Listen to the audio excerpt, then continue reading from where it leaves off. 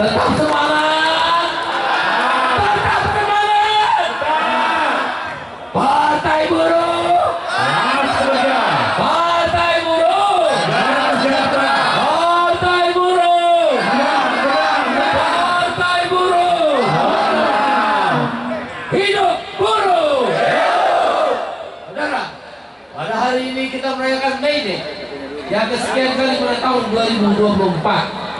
May Day adalah satu peristiwa yang terkenal dengan peristiwa High Market.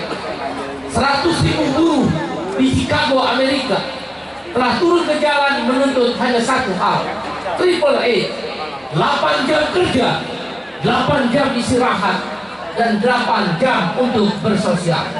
Apa lanjut?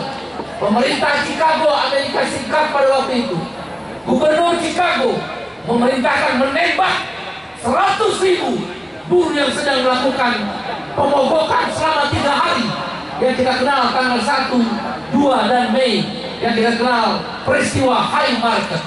Saudara tahu 5 orang pemimpin buruh yang melakukan pemimpin pemogokan pada waktu itu tahun 1825, abad ke-18.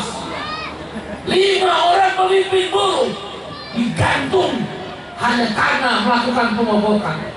Gubernur Chicago memerintahkan, terkenal dengan peristiwa High Market, 5 orang pemimpin buruh digantung di depan alun-alun yang dikenal lapangan High Market, di depan orang banyak, setelah membantai 100.000 buruh di Chicago yang melakukan pemogokan. Cerita buruh adalah cerita tentang penderitaan. Cerita buruh adalah tentang perjuangan. Cerita buruh adalah tentang orang-orang yang tidak akan pernah mundur, orang-orang yang tak pernah mengenal rasa takut, walaupun hukuman gantung, nyawa taruhan.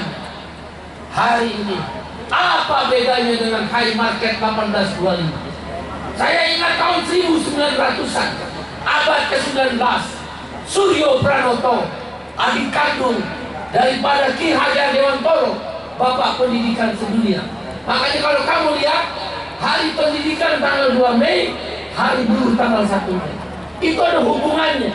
Karena Ki Hajar Dewantoro ingin melanjutkan jiwa High Market, atau belakangan pada tahun 1889 kumpulan serikat buruh sedunia dan partai buruh sedunia, partai sosialis sedunia menyatakan 1 Mei adalah May Day, menghormati 100 buruh yang ditembak mati.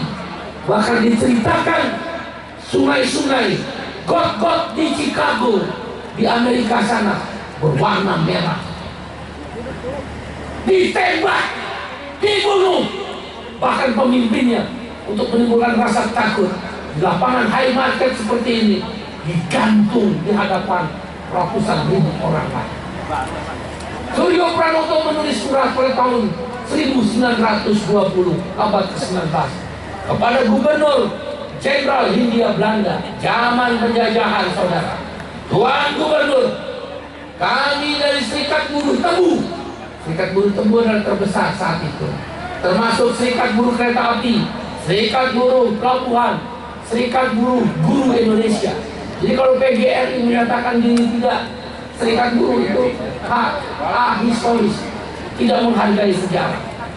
Tuan Gubernur, kami meminta buruh tebu di seluruh Indonesia, khususnya di tanah Jawa, naik upah minimum 1 gulden per bulan. Kau bayangkan saudara, tahun 1825, 5 pemimpin buruh di dunia digantung, 100.000 orang dibunuh dengan kejam, diberondong, mati semua 100.000. Hanya memperjuangkan jam istirahat 8 jam. Hari ini kita pun masih berjuang.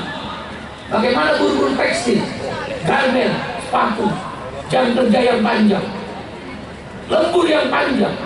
Andaikan upah kita layak, andaikan upah buruh layak, kita tidak perlu lembur. Kehidupan sosial kita terganggu karena upah murah lah yang membuat kita lembur. Apa bedanya dengan tahun 1820? Kaum buruh adalah cerita tentang penderitaan. Kaum buruh adalah cerita buku demi halaman adalah penderitaan. Karena itu para buruh, serikat buruh, sekarang kita mendirikan partai terus berjuang. Suryo Pranoto tahun 1920 bicara upah minimum. Hari ini upah minimum pun kita bicara. Bagaimana mungkin negara memutuskan kenaikan upah sebagai daya beli purchasing power para buruh, petani, nelayan, dan kelas pekerja lain di bawah inflasi. Inflasi 2,8%, naik upah 1,58%, buruh nombok 1%. Kita cerita tentang penderitaan. Masa kamu mau diam saja? Masa kamu berdiam diri di rumah? Masa kamu biarkan partai-partai politik itu terus berkuasa? Mereka adalah para pemilik modal. Mereka adalah para pengusaha yang menyetir, mengendalikan hidupmu, mengendalikan upahmu, mengendalikan masa depan. Bagaimana mungkin inflasi 2,8%, naik upah hanya 1,58%? Itu bukan naik upah, turun upah, nombok. Kau lihat sekarang, buruh-buruh tekstil, garmen, sepatu, makanan, minuman, supplier, karyawan tetap, umur 40 tahun dipecat, suruh daftar lagi ke agen outsourcing. Di mana negara? Kau pikir negara akan hadir? Tidak, saudara. Omnibus Law ada jawaban kepada kita. Hanya satu kata, apa? Orang keras, apa? Apa? Yang keras angkat tangan, apa? Perlawanan kelas. Perlawanan kelas secara sosial ekonomi melalui serikat buruh, serikat petani yang dimotori Henry Saragi, serikat petani Indonesia. Perlawanan kelas kaum buruh melalui KSPSI AGN, KSPI, KPBI, KSBSI, FSPNI, PSK, SPN, FSPKEP, dan serikat-serikat buruh yang lain. Itulah perlawanan kelas. Kita turun ke jalan adalah menunjukkan perlawanan kelas bahwa kita masih ada. Kita tidak sedang biasa-biasa saja. Perlawanan secara politik, sekarang sudah ada partai politik. Saya minta dukunganmu. Saya berkeyakinan, kau catat omongan saya dengan izin Allah. Pemilu 2029 seperti di Brazil, kita akan lolos parliamentary threshold, masuk ke Senayan, berkuasa sebagai DPR. Siap melawan? Siap berjuang? Yang mau berjuang angkat tangan. Yang mau berjuang tepuk tangan. Yang mau berjuang, yang mau berjuang, yang mau berjuang teriak hidup buruh, hidup rakyat, partai buruh, partai buruh, partai buruh. Karena itu, Mede kali ini kita menyebut dua isu utama, menyuarakan dua isu utama. Satu, cabut Omnibus Law Undang-Undang Cipta Kerja. Bagaimana negara membiarkan perbudakan modern? Kalau bikin pengusaha suka sama kamu, kalau dia suka sama kamu, kenapa kamu sos? Kalau dia menganggap kamu aset, kenapa kamu murah? Kalau memang mereka menganggap buruh menjadi bagian daripada perusahaan, kenapa masa depanmu diputus dengan PHK yang mudah pesangon yang kecil? Kenapa mereka setuju Omnibus Law? Tidak, saudara. Mereka tidak suka dengan kamu. Kamu kelas buruh harus berjuang sendiri. The working class. We are the working class. Ayo bareng-bareng. We are the working class. We are the working class. We are the working class. We are the working class. Yang keras. We are the working class. Yang keras. Yang keras. 1, 2, 3. Halo.